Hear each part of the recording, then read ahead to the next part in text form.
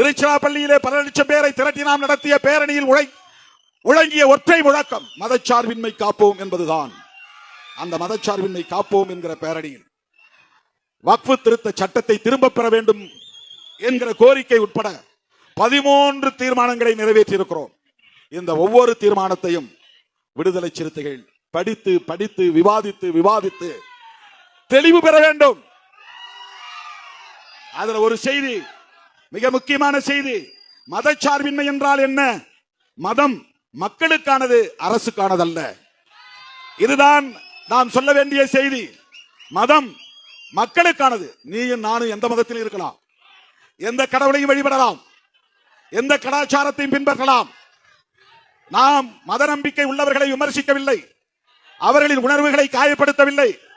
அண்ணன் MRK ஒவ்வொரு முறையும் தேர்தல் பிரச்சாரத்துக்கு முன்னால என்ன அழைச்சிட்டு நேரா மாரியம்மன்